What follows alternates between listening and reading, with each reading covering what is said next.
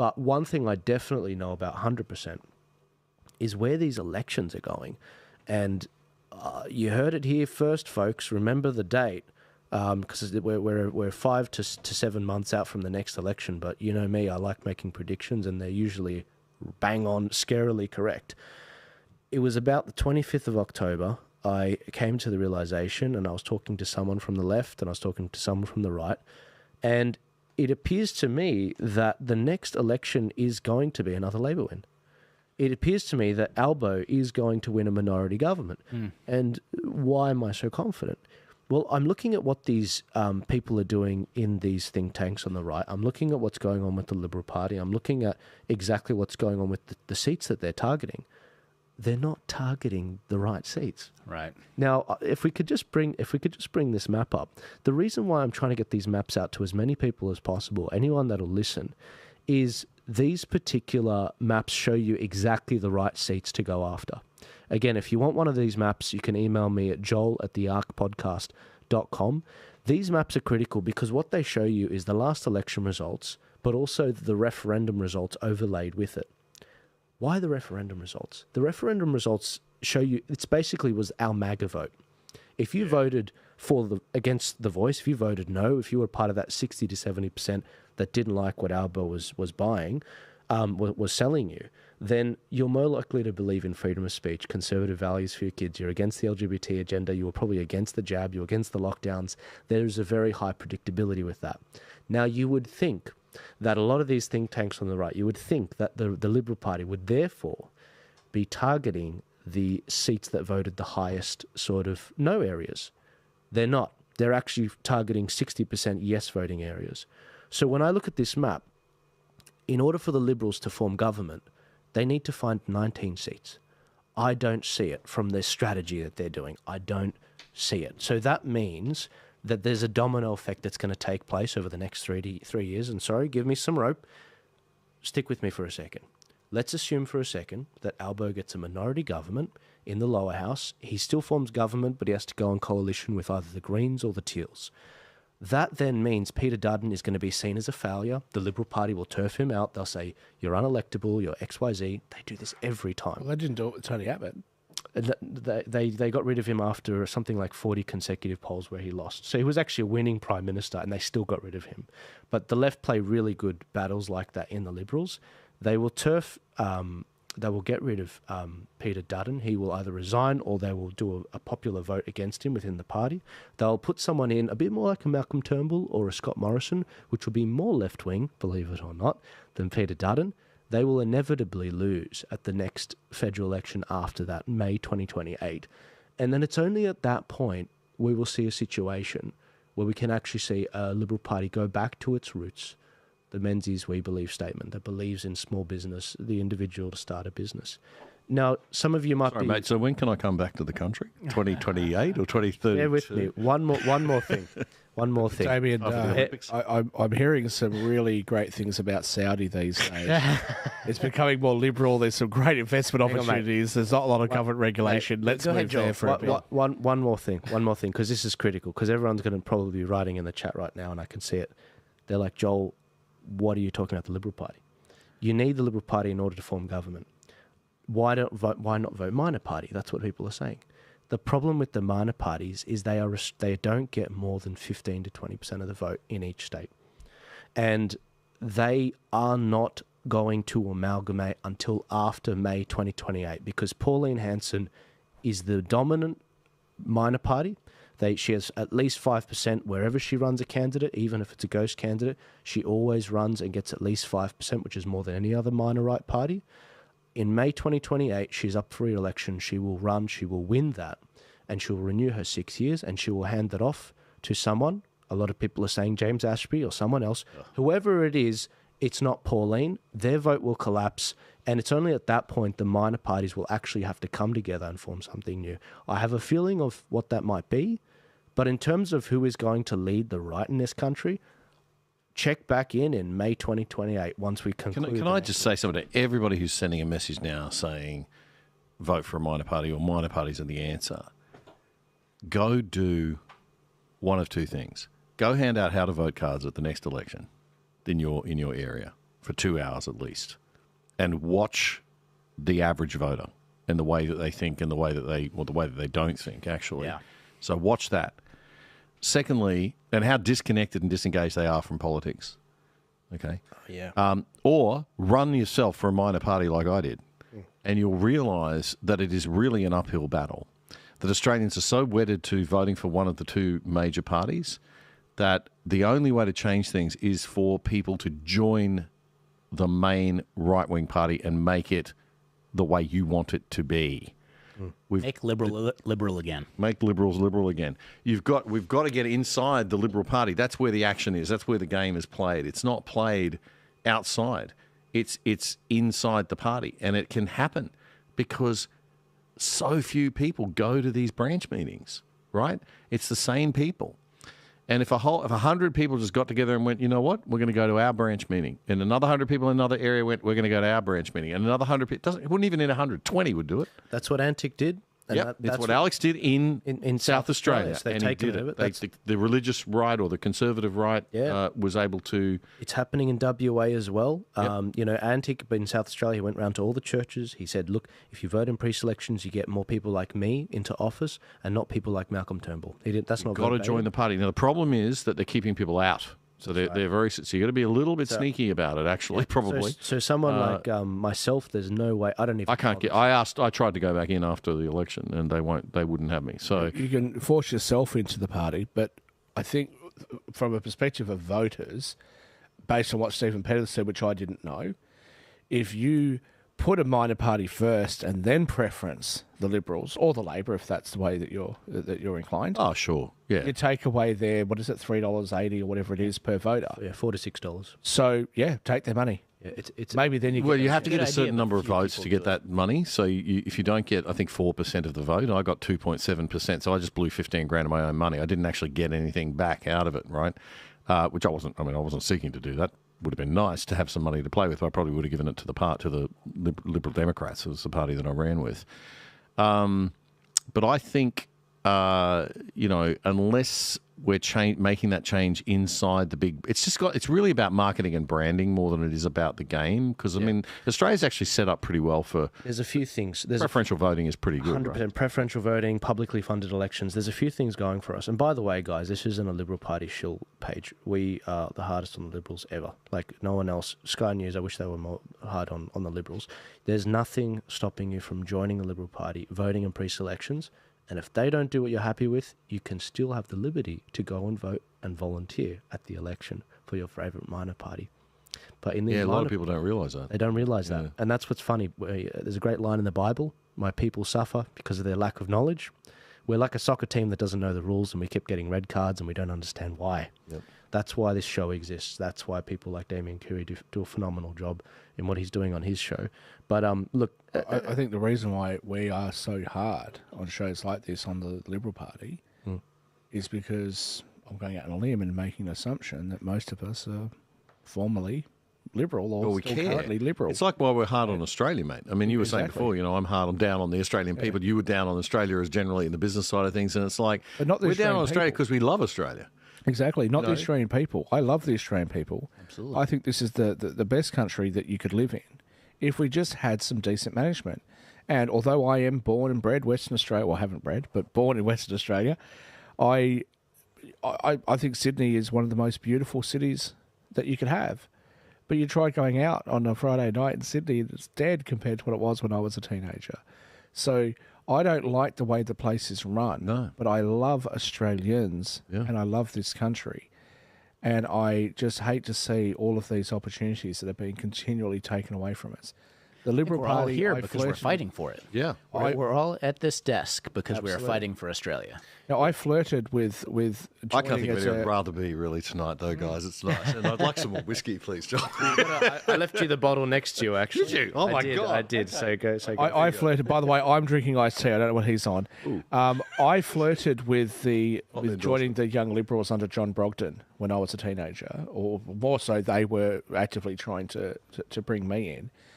And I very seriously, considered a career in politics because of some of the things that I was unhappy with, or some of the things that I wanted to make changes to, right?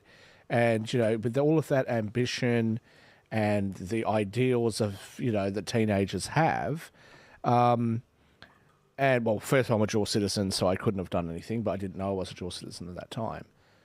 But the reality is that I think that I would be a good contribution to any country.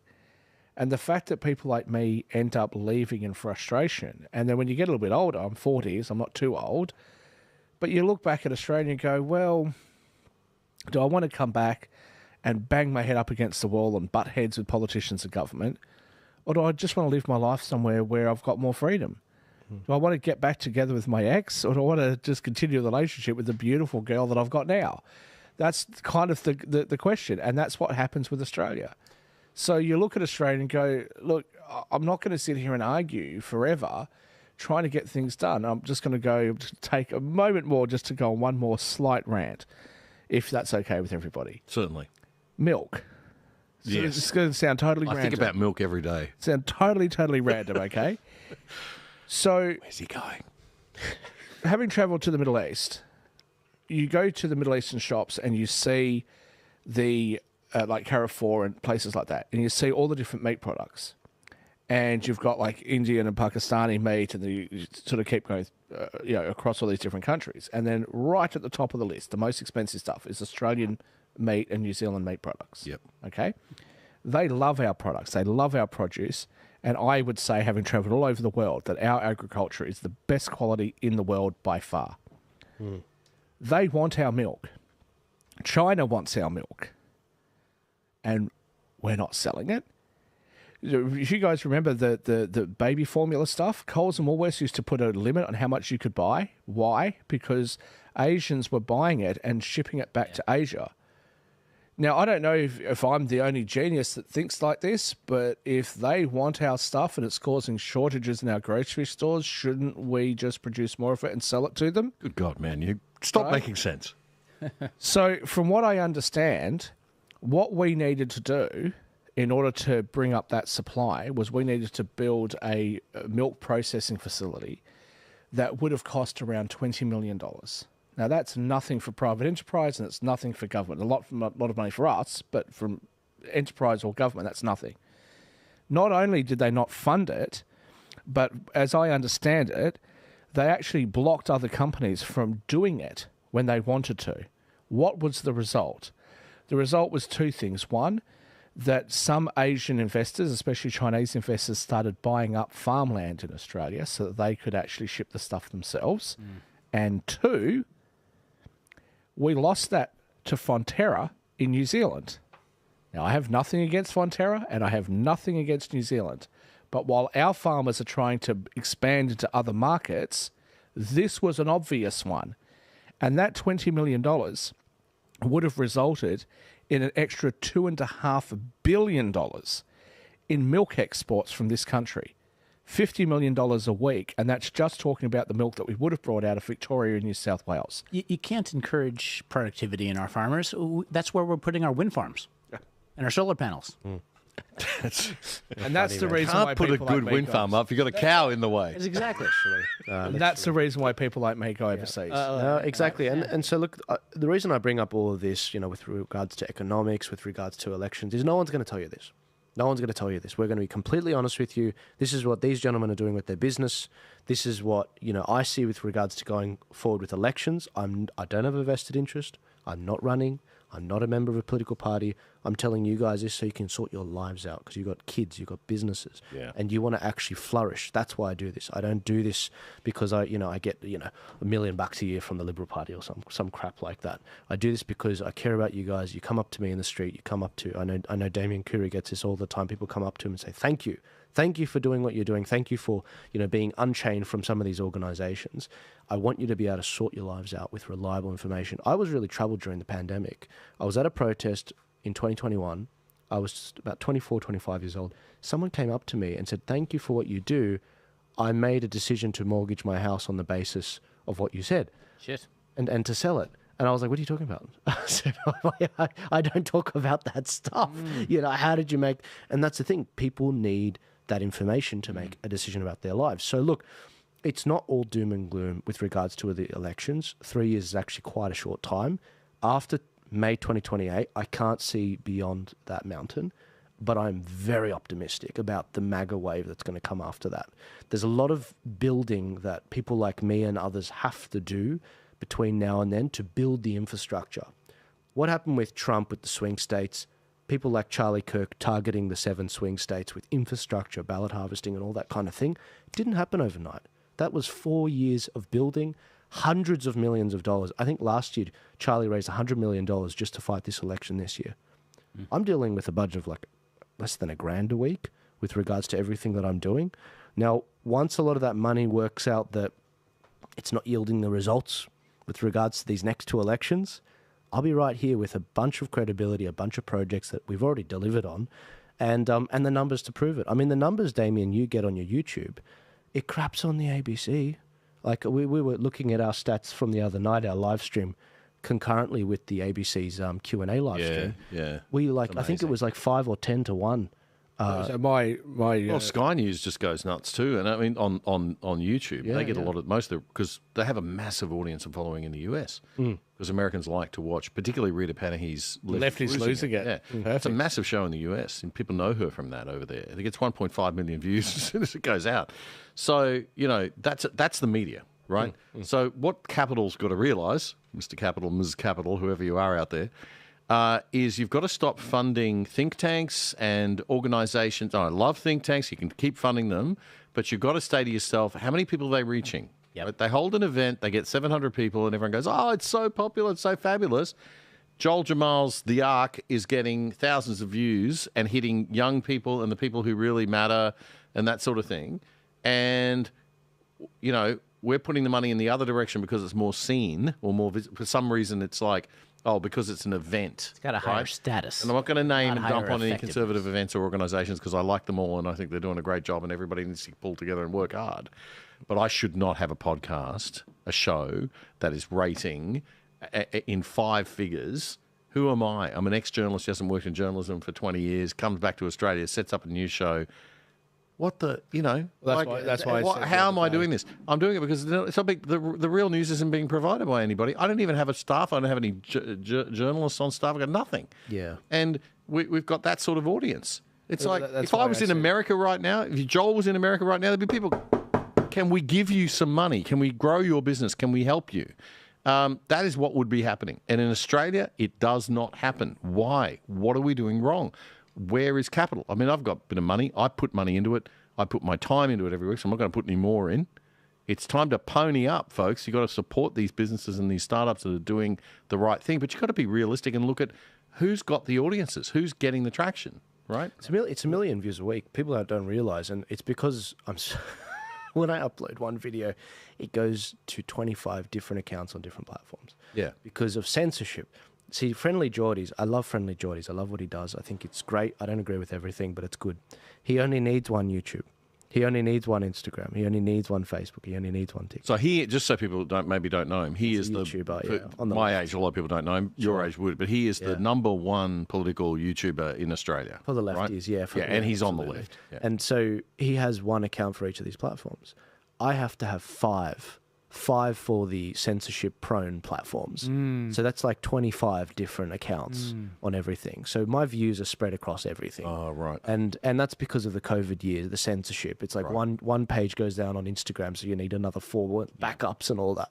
And so when it's not like we're just reaching young people, like we are reaching 1 million people a week, which and then when the elections come around, we put 6 projects out. We do 250,000 how to vote cards. Did you know 4% of people in Canberra in the ACT use our how to vote cards at elections? 4% of voters.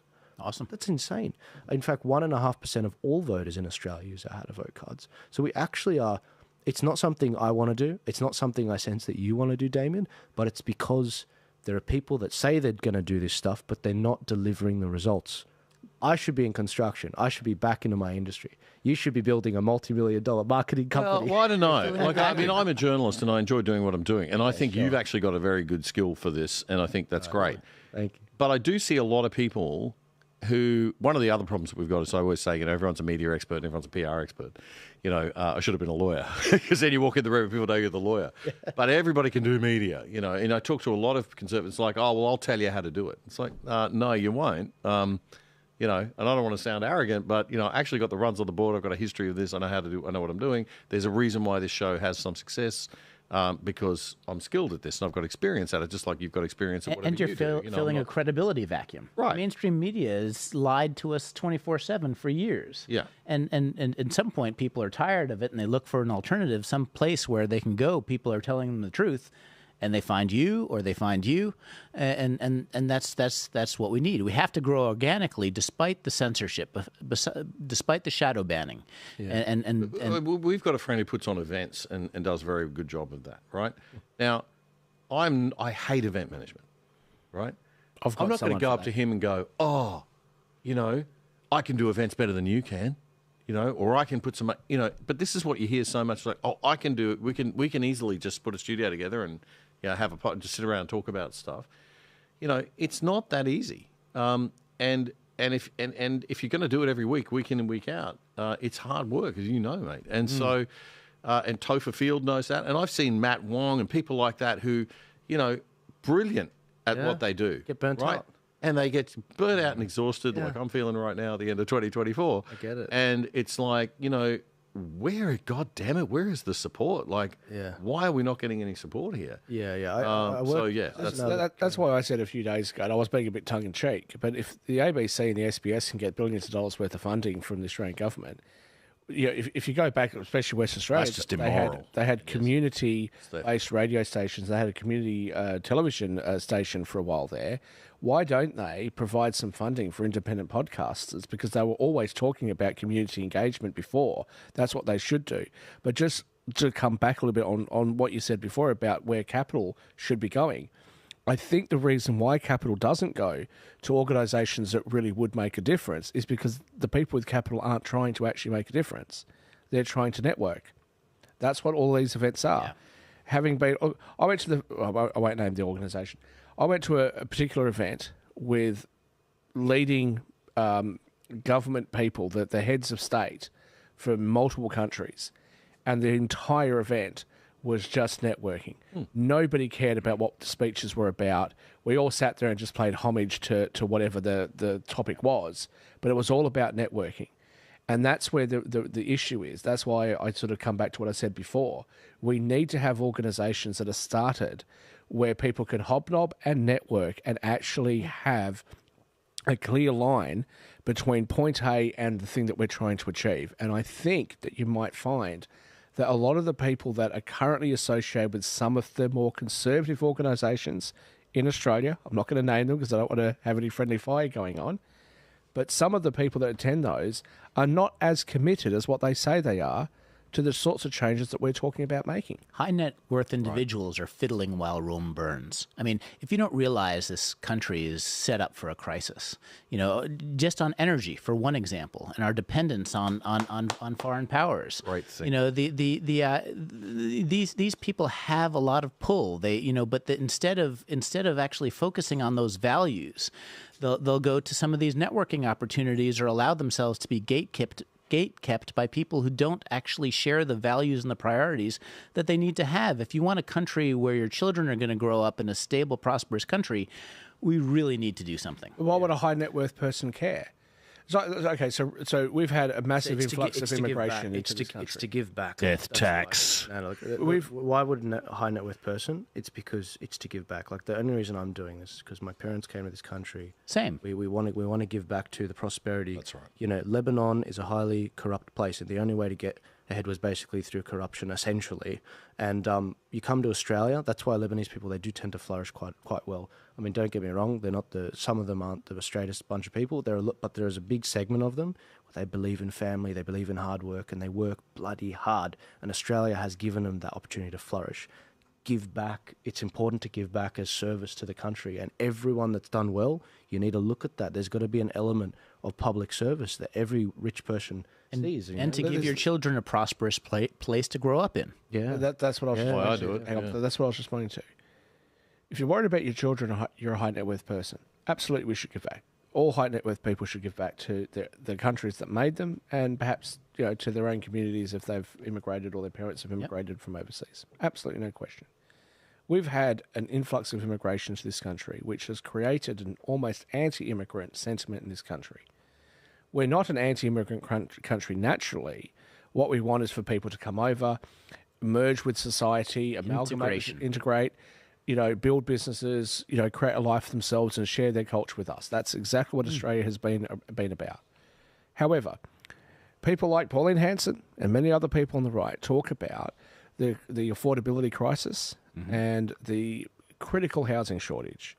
The reality is that if you already own property, and if you're a high net worth person, and most or a lot of high net worth people in this country own property, why would you want them to end immigration?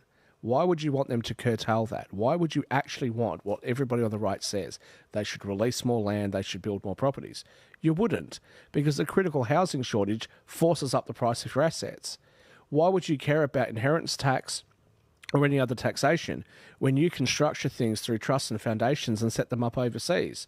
Do you really care that much, to your point, about whether your children are going to live in a prosperous country? Of course your children will. If Australia goes to shit, they can move somewhere else because they've got all these resources.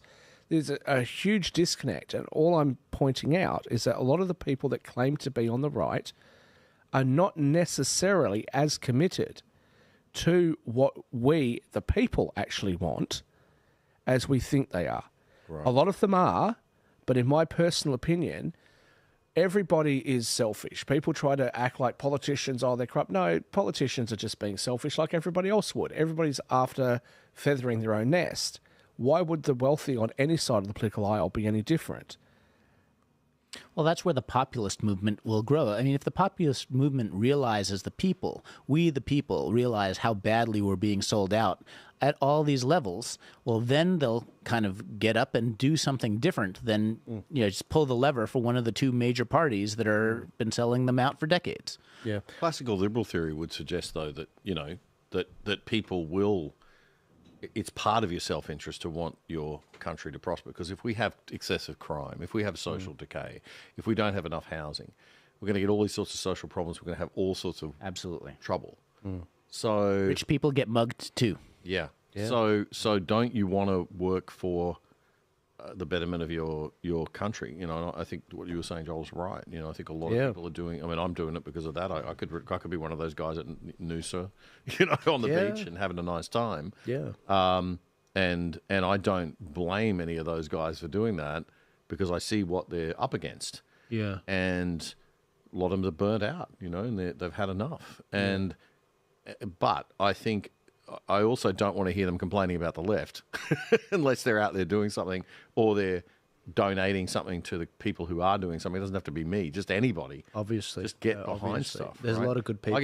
Well, yeah. And I mean, I get, we've just set up our, small time donation thing for just viewers, to give a couple of bucks. And there's so many lovely people out there that are donating, who probably can't afford to, that are making that effort, making that commitment to contribute. And, I mean, it's just... We had a similar situation with the and the viewers know this, with the Don Junior tour, when it went belly up, and we had Ticketek, we had Ticketbud. Ticketek refunded everyone in Sydney. Ticketbud had a joint account with Stripe, and we got cancelled. So all the ticket holders from Brisbane and Melbourne, their money was stuck in this Stripe account. Oh wow! And they weren't being refunded. And so obviously everyone's like, "Oh, Joel, you took the money." That's immoral that they can do. Did Stripe get... I've been told Stripe's got like $100 million legal fee every year for Australia to deal with these sorts of lawsuits and controversies. So look, we're trying to resolve it, but again, people's money's still locked in there. So we set up an email, refunds@tpaust.com.au. If you need a refund, go to us, get a refund.